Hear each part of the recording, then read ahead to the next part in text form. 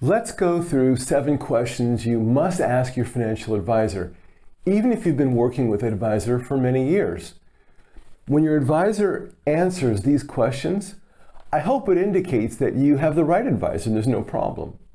On the other hand, the answers they provide may prove that you have the wrong advisor. We're going to find that out.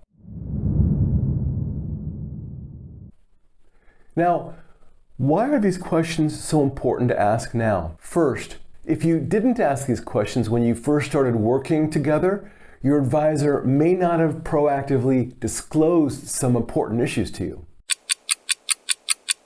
Second, even if you got the answers at the beginning of the relationship, you could have forgotten what those answers were by now, and you've got to remain current. It's a good idea. Third, your advisor may have changed the way they do business. And usually when they do this, they have to disclose it to you. But those disclosures are often made in a legalese document they send out that almost nobody reads, and even those who do read it almost never understand it. Your main goal is to make sure you're working with the right person and they are aligned with your interests. So let's get to work. The first question you need a straight answer to is, how does the advisor get paid? Do they charge a flat annual fee like $5,000 a year? Do they charge a percentage of the assets they manage, like 1% per year? So on $1 million, that would be $10,000 a year. Do they charge commissions on products they sell, like insurance, annuities, or mutual funds? Do they get rebates from any of the investments they recommend, or from any of the service providers they may refer you to, like CPAs or attorneys? Do they charge any combination of flat fees, a percentage of assets, commissions, and receive kickbacks? These are all questions you really need to ask. Ask the advisor how much you paid in total fees in each of the last 2 or 3 years, and ask them to break it out by account and if those were fees or commissions. Ask them if they received any compensation from any investment firm or service providers as a result of your relationship with that advisor. After you hear what your advisor tells you about how they get paid, ask yourself if you're comfortable with what you just heard.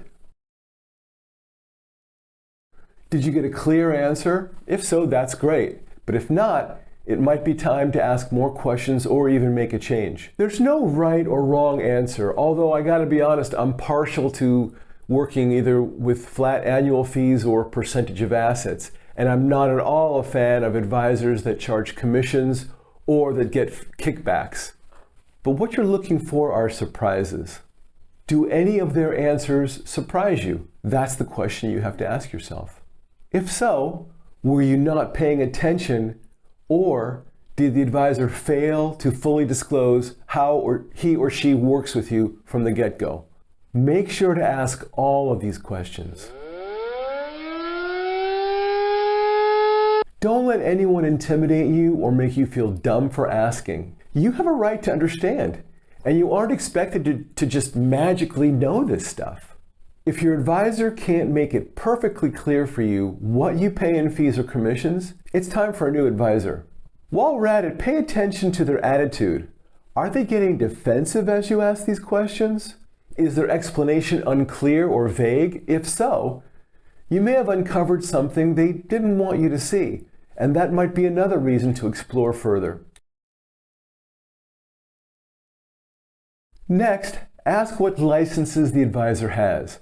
We've covered some of these in earlier videos, and we'll be releasing more videos on these topics soon, so make sure you subscribe so that you're notified when future videos are released. If the advisor has a securities license and or an insurance license, they have the ability to charge commissions. So ask if they're selling you products under their securities or insurance licenses. If they're a registered investment advisor, they're able to charge you a fixed annual fee or a percentage of assets. But if so, that would be spelled out in their registration documents, and that's known as their ADV.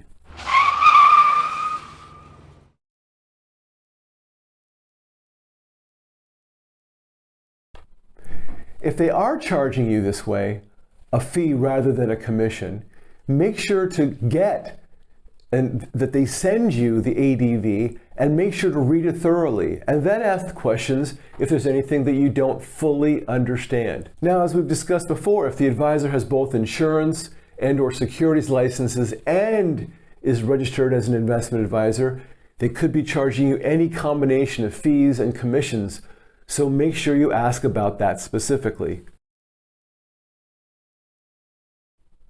Next is the issue of a fiduciary standard. Now, we've covered this in earlier videos, but real quick, if an advisor has a fiduciary responsibility to you, it means that they legally have to put your interests first. Now, all things being equal, you want an advisor who has a fiduciary standard. Think of it this way. Do you want a doctor who's responsible to her patients? Or is it okay if your doctor's main concerns are the best interest of the hospital or pharmaceutical companies? Obviously, you want a doctor who's first responsible to your well-being, and it should be no different when it comes to financial advisors. So how do you know if your advisor is a fiduciary? You ask. Please understand that the securities and the insurance license I spoke about earlier don't convey a fiduciary standard and responsibility to those licensees. The only way your advisor might have a fiduciary responsibility is if they have a credential which requires it. Well, now one certification that does this is the CFP, the Certified Financial Planner Practitioner Certification, but there are others as well. Ask your advisor specifically if they have a fiduciary duty to you and under which certification. Okay, this is getting to be a little longer than I thought, so I'm going to actually give you the next 4 important questions to ask, including the most important question of all. I'm going to give that in my next video. Please make sure to subscribe so you'll be notified when that video is released.